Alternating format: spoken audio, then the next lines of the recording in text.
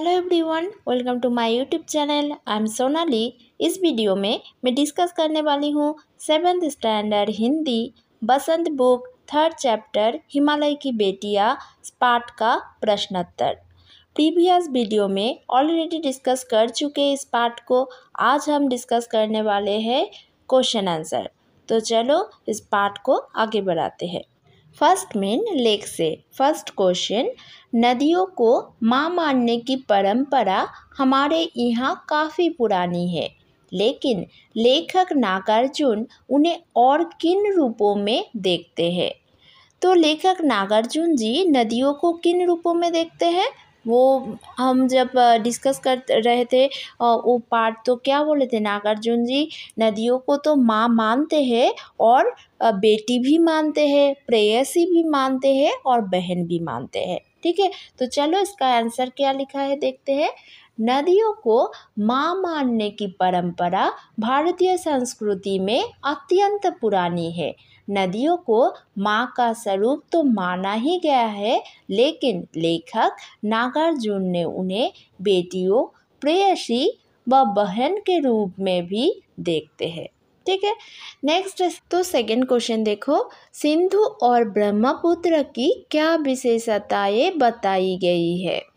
तो सिंधु और ब्रह्मपुत्र ये दो नदी है। ठीक है, और क्या माना गया है कि हिमालय की एक एक बूंद से ही ये सिंधु और ब्रह्मपुत्र का निर्माण हुआ है। ठीक है, तो जो समुद्र समुद्र भी खुद को सौभाग्यशाली मानता है कि इन हिमालय से निकलने वाली ये जो दो नदियां हैं सिंधु और ब्रह्मपुत्र, ये जब समुद्र में जाके मिले हैं तो इनका हाथ जो थामे है समुद्र, तो वो भी गर्व महसूस करता है। ठीक है, तो चलो इसका आंसर क्या लिखा है देखते हैं।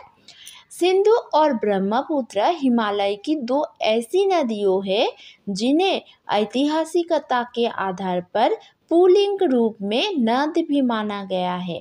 इन्हीं दो नदियों में सारी नदियों का संगम भी होता है। प्राकृतिक और भौगोलिक दृष्टि से भी इनकी महत्ता है। कहा जाता है कि ये दो ऐसी नदियां हैं जो दयालु हिमालय की पिघले हुए दिल की एक एक बूंद से निर्मित हुई है। इनका रूप विशाल और विराट है।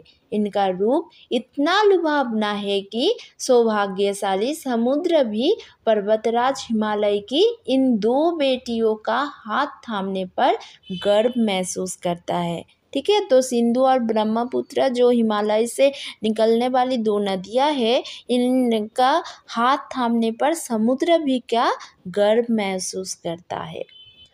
तो नेक्स्ट देखो थर्ड क्वेश्चन, काका काले लकड़ ने नदियों को लोकमाता क्यों कहा है। तो काका काले लकड़ कौन है, कवि है ना। कवि काका काले लकड़ ने भी नदियों को क्या कहा है, लोकमाता कहा है। क्यों कहा है, क्योंकि जैसे लोक माता, माता मतलब क्या, माँ है, तो माँ क्यों कहा है, क्योंकि जैसे एक माँ हम सभी को माँ क्या करते हैं, पालन पोषण करते हैं, अच्छे से केयर करते हैं, है ना, माँ बहुत ही प्यार करते हैं।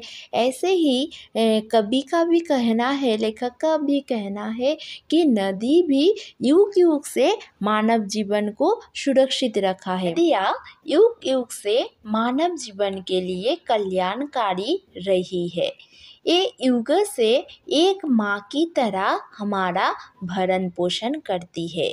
इनका जल भूमि की उर्वरता शक्ति बढ़ाने में विशेष भूमिका निभाता है। इसलिए नदियाँ माता के समान पवित्र एवं कल्याणकारी है। मानव नदी को दूषित करने में कोई कसर नहीं छोड़ता, परंतु इसके बावजूद भी अपार दुख सहकर भी इस प्रकार का कल्याण केवल माता ही कर सकती है। अतः काका काले लकड़ ने नदियों को माँ समान विशेषताओं के कारण उन्हें लोक माता का दर्ज दिया है।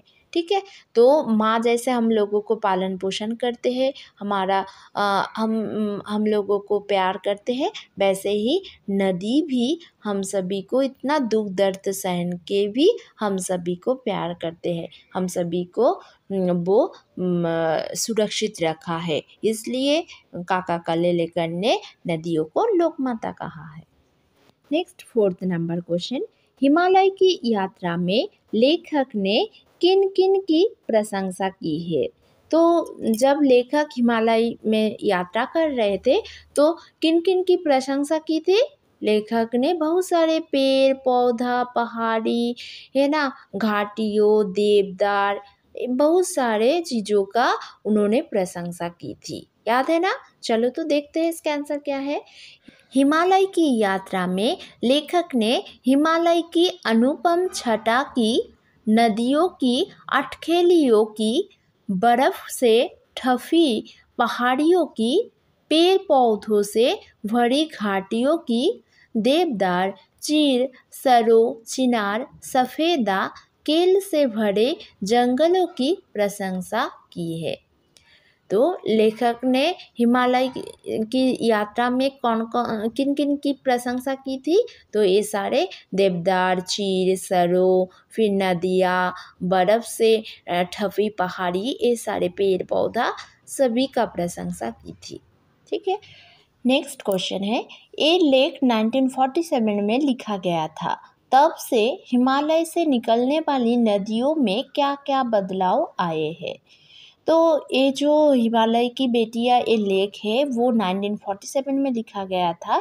तो यहाँ पे क्वेश्चन है कि तब से हिमालय से निकलने वाली नदियों में क्या क्या बदलाव आए हैं, क्या क्या चेंजेस आए हैं, वही लिखना है। ठीक है, तो हिमालय से निकलने वाली नदियाँ अब अपनी पवित्रता और मूल रूप को प्रदूषण के कारण खो चुकी है। यही इसका आंसर है कि इनका जो पवित्रता है और इनका जो मूल रूप है वो प्रदूषण के कारण क्या खो चुकी है। ठीक है, नेक्स्ट क्वेश्चन, अपने संस्कृत शिक्षक से पूछिए कि कालिदास ने हिमालय को देवात्मा क्यों कहा है।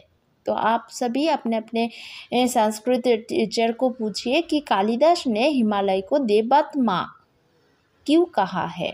तो इसका आंसर है हिमालय ने देवताओं का वास होने के कारण कालिदास ने हिमालय को देवात्मा कहा है।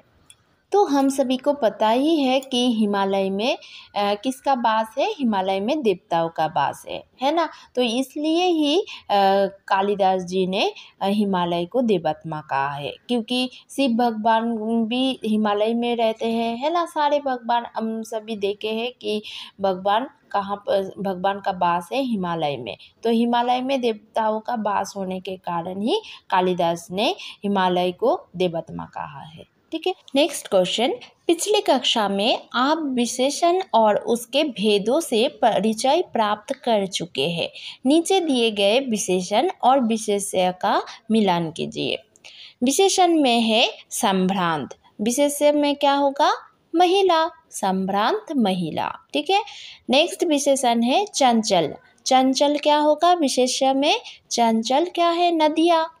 नेक्स्ट विशेषण में है समतल, समतल क्या होगा? समतल क्या होता है? आंगन। नेक्स्ट है घना, घना क्या होता है? जंगल। नेक्स्ट है मूसलाधार, मूसलाधार क्या होगा? वर्षा। तो ऐसे विशेषण और विशेष्य का मिलान करना है। नेक्स्ट क्वेश्चन, द्वंद्व समास के दोनों पद प्रधान होते हैं। इस समास में और शब्द का लोप हो जाता है, जैसे राजा रानी द्वंद्व समास है जिसका अर्थ है राजा और रानी। ठीक है, तो द्वंद्व समास में क्या होता है? और शब्द का लोप होता है। तो राजा रानी द्वंद्व समास है जिसका अर्थ है राजा और रानी। तो पाठ में ऐसे ही द्वंद्व समासों का प्रयोग किया गया है, उन्हें खोजकर वर्णमाला क्रम में लिखना है। तो चलो देखते हैं। द्वंद्व समास के उदाहरण है दुबली पतली, भावभंगी, छोटी बड़ी, माँ बाप, नंग धड़ंग। ठीक है, ये सारे द्वंद्व समास के उदाहरण है। नेक्स्ट क्वेश्चन है, नदी को उल्टा लिखने से दिन होता है। नदी को जब हम उल्टा लिखते हैं तो क्या होता है? नदी, उसे उल्टा करते हैं तो क्या होता है? दिन हो जाता है, जिसका अर्थ होता है, दिन का अर्थ क्या है? करीब है, पुअर, है ना। तो दिन का अर्थ है गरीब। आप भी 5 ऐसे शब्द लिखिए जिसे उल्टा लिखने पर सार्थक शब्द बन जाए। प्रत्येक शब्द के आगे संज्ञा का नाम भी लिखिए, जैसे नदी, दिन, एक कौन सा संज्ञा है, भाववाचक संज्ञा है, तो उनका उदाहरण भी लिखना है। तो देखो एक शब्द है नमी, उनको नमी इस शब्द को जब हम उल्टा करते हैं तो क्या होता है, मीन होता है। और मीन का अर्थ क्या है, मीन का अर्थ है मछली। तो मछली कौन सा संज्ञा का उदाहरण है, जातिवाचक संज्ञा का उदाहरण है। ठीक है। नेक्स्ट है राज। राज एक शब्द है, राज को जब हम उल्टा करेंगे तो क्या होगा, जरा। तो जरा का अर्थ क्या है, बुढ़ापा है। ठीक है। और बुढ़ापा एक कौन सा संज्ञा का उदाहरण है, भाववाचक संज्ञा का उदाहरण है। नेक्स्ट एक शब्द है धारा।